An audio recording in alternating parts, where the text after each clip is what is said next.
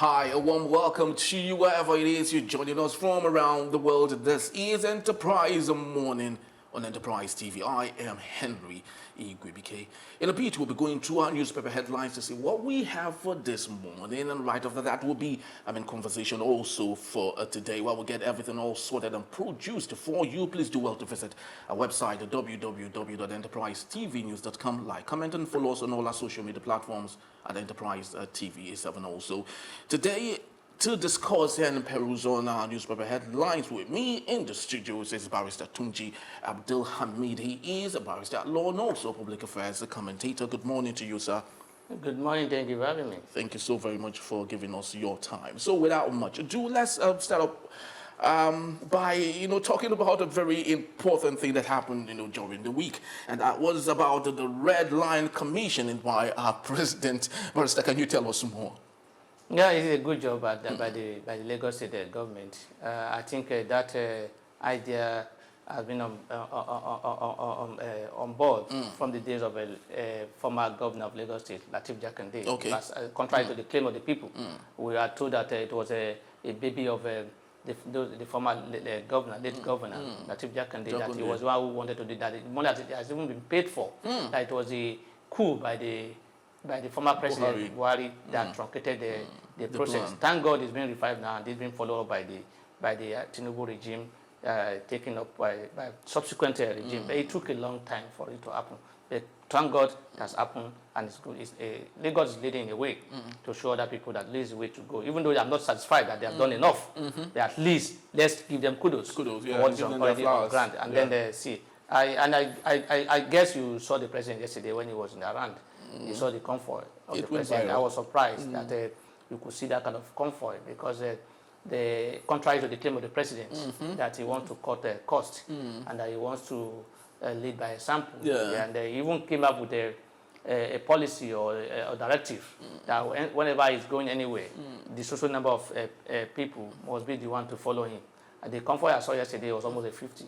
It was also 50. So, and it's not good for the president. We are talking about people tightening their belts, and the president is living flamboyantly. I think, and they passed through the Tomian Bridge. That was blocked for people not to pass. That was said that it was closed. They passed through I saw the video. They passed through the Antonio Shodi towards the Yanaguro, and then towards the islands. I think it's unfortunate that, and that's one of the reasons why we are where we are today. Our leaders are not living by example. They are not sincere. When they tell people to tighten their belts, they release their belts to enjoy more. But what do you think is the reason for that? They tell us, the economy is taking baby steps, and they seem not to equally understand the importance of equally working with the baby steps they have asked us to be patient with them about. In reality, I'm not seeing the economy taking any big steps. In reality, on paper, it may be. A baby steps. I don't believe in paperwork. Paper does not amount to food on the table of anybody. What amounts to food or what people see as a good economy is when they can eat and they can get the food in a way that is not a burden to them.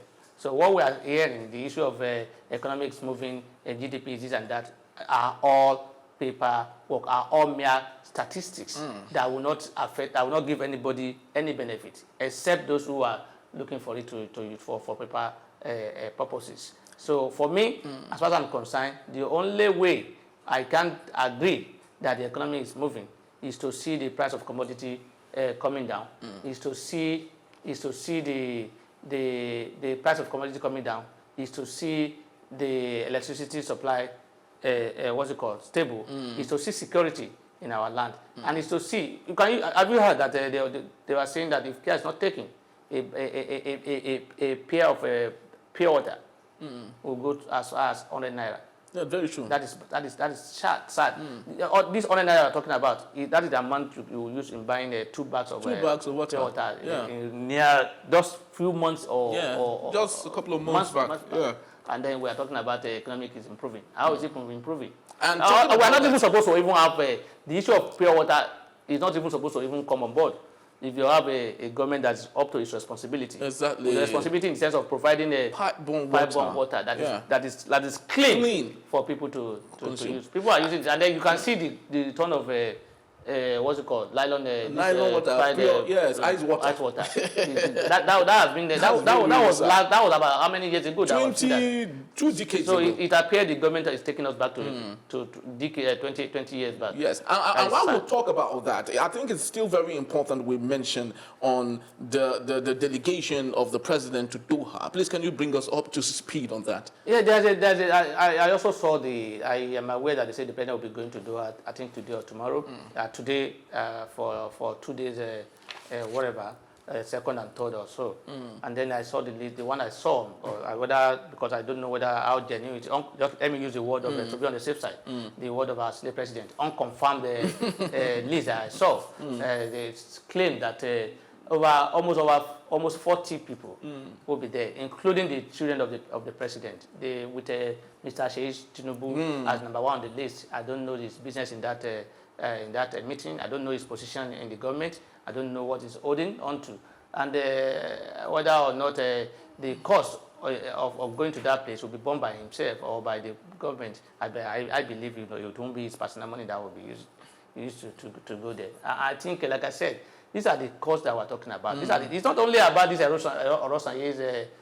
What's it called that we're talking about now? That say they want to cut down. Yes, like I said, it's an issue we are talking about. If the government will not lead by example, there's no way you can get results. The government is talking about people cutting down costs and people tightening their belt, and the government is not following suit. The government promised to do that and is not doing it. It's now going with a Convoy that is not even, and the list of people that are not even required to be at to do anything, to have anything to do at the meeting to be there.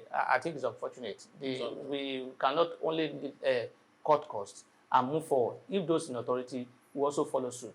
The idea of saying one thing and doing the different thing will not help us out. They need to say what they are. They need to do what they are saying, so that people will see it and then copy what they are doing, and then say, look, if our leader can do this, if they can sacrifice and not buy foreign products, not do this and that, I will also do it. And then the Nigeria will move forward, and then all the things we are complaining of will go down. When we have people who will patronize foreign goods, and they will tell Nigerians not to respect local content or patronize local content, it won't go well for us. Very, very true. All right, so let's start up with the Nation newspaper. And the banner headline here says, Tinubu, we are laying solid foundation for restructuring. And the writer there says, Southwest expects receiving a rejig of the polity, and President visits Fenifera leader. And on the top strip of the same newspaper, we have federal government insists the rejig of agencies won't lead to job cuts, and Nigeria economy not in a mess, says ex-UK envoy.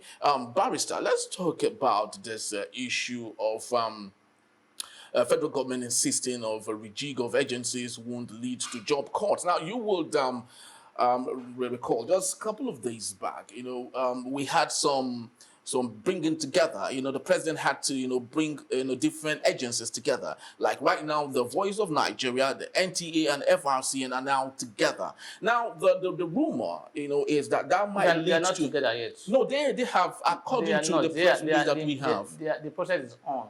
It's still on. There's a process. That's what the government has just given directive for them to implement it. Because people are misleading Nigerians, some people, and saying there have not been any merger or scraping of any agency. Some of these agencies you are talking about, some of these parastatals you are talking about, some of them were creation of law. Okay. And the law must have to be repealed first or changed first before that can happen. What they are doing now is to put the process of implementing it into place. It's not been done because people talk as if that's happened. No, but I need to correct that. But I think it's very, very important we should understand how Nigerians perceive things and breathe things. When we have, just like you did say, it's still something in the pipeline. But Nigerians are already having a different perspective about that. People are already thinking of losing jobs. That's basically what we're talking about. Definitely, I'm also of the opinion that job will be lost. Except the government is not telling us the truth. Except the government does not know what it's doing. What is the purpose of this merger? One of them is that they want to cut costs. Another of them is that they want efficiency and effectiveness. So if you are about cutting costs, if nobody will lose job, what costs are you cutting? Where would the cutting costs come from? But how can you juxtapose that with what the extravagance of those in authority, who are living in opulence while they are asking us to cut costs because they want us to be efficient? Yeah, I've said that. No, I'm talking about the scraping of margin of whatever, and they're talking that and saying that there won't be job lost.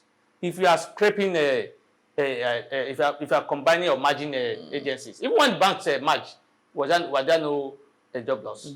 There's no way, except we're not being sincere to ourselves. There's no way the purpose of this merging or scraping or whatever they call it is to reduce. Is one of them is to reduce costs. There is no way people will not lose their job. Even those, if in fact, at least those so-called directors will lose their job, because you can't have to. The FRSC or whatever you call it. Let's just assume those ones will be matched. The FRSC has its own DG or whatever. The other one has its own. DG, would the two DG be working together? No, not. So we want to say go and sit down. Is that not job loss? True. And if that one will not be alone. There are so many other things. I agree. There are some of these agencies that are not supposed to exist as an individual, as an entity. As an entity, they are supposed to be either combined or to be under a department, under a particular ministry or a certain or system. I agree with that. I agree, but I think my advice to the government that they should sit down, not rush into it, just like the way we rush into subsidy. Not just plan it very well. Exactly. See how it can be done.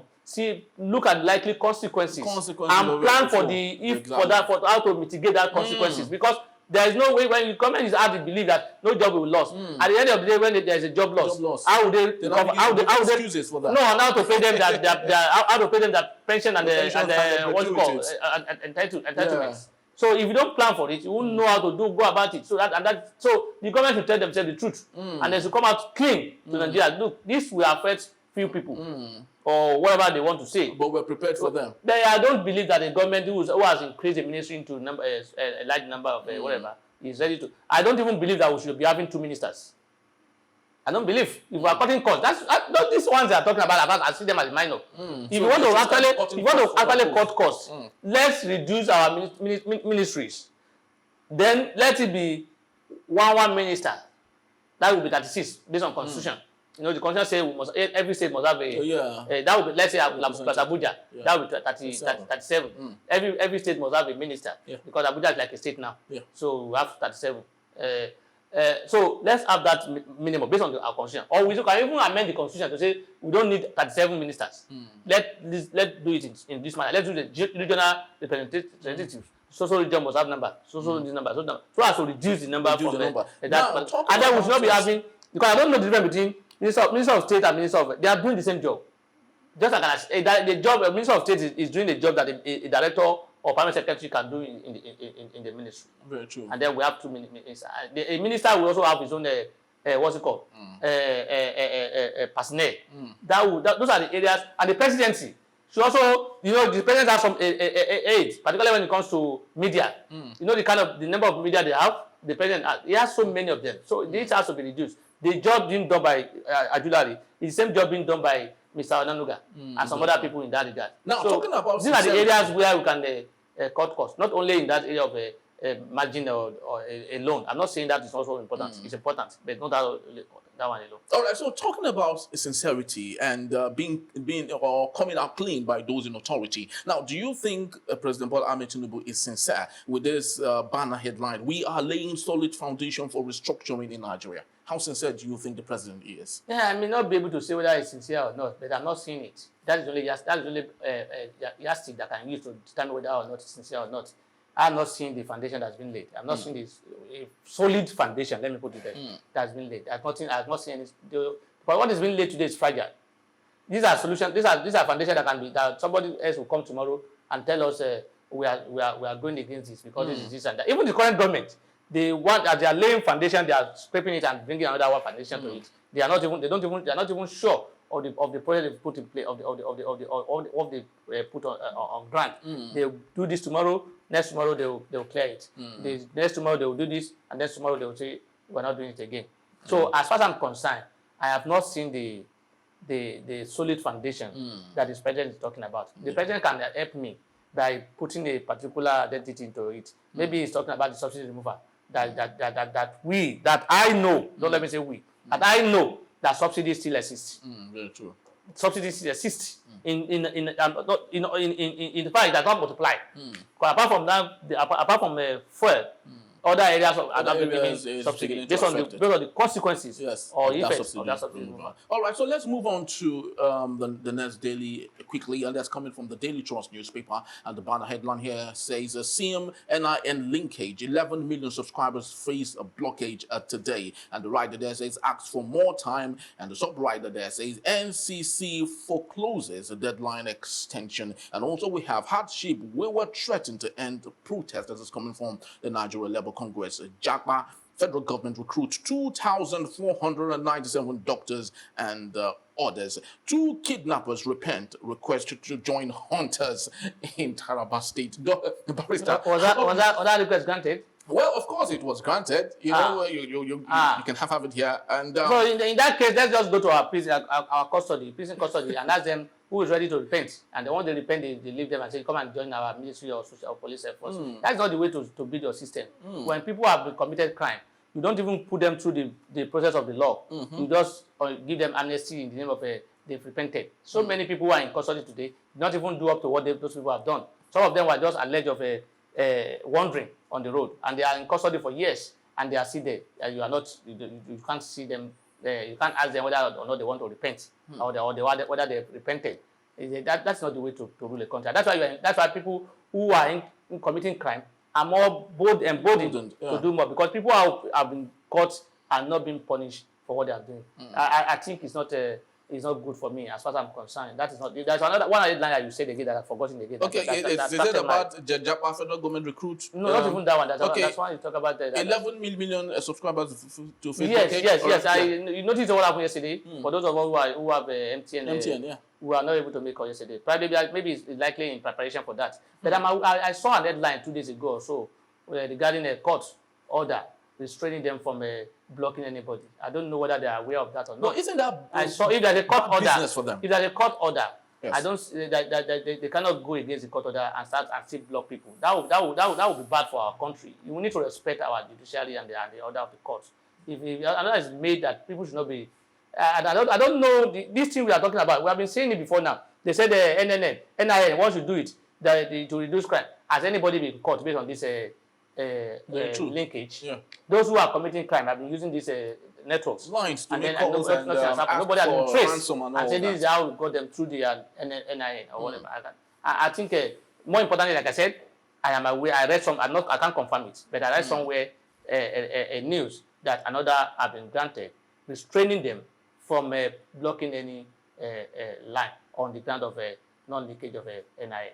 All right. So quickly, let's take a look at the issue of the JAPA syndrome. What do you think is happening to our government? They keep recruiting people who would, at the end of the day, end up JAPAing also. Because we're not doing the right thing. We're just putting you cannot put something on nothing and expect it to stand. And that's what we're trying to do. We're trying to build on the surface without laying foundation. When you employ people and you don't give them you don't make the environment conducive for them, they will definitely want to go and look for a more conducive environment, and that's what they are going to do. Government should not only recruit, they should also ensure that the environment is enabled, the welfares are taken care of. In that regard, we'll be able to retrain them. No, but most of the people who are abroad today, some of them, they want to come to Nigeria, they want to be in Nigeria, but because of the environment we have, they are afraid to practice that. Well, anyway, people like us have made up our mind. Now here we could die. Very, very true. All right, so that's just about the time we have for our newspaper reviews today. I'd love to say my big thank you to Barrister Tunji Abdulhamid for being part of our show. I would love to indulge you also to hang around, for our conversation, if you may. Thank you very much. All right, so thank you so very much also for giving us that time. So when we return, Nigerian lawmakers reject bill requiring president to secure over 50% votes in presidential election. That in a bit. When we come back, please don't go anywhere. It's still Enterprise Morning.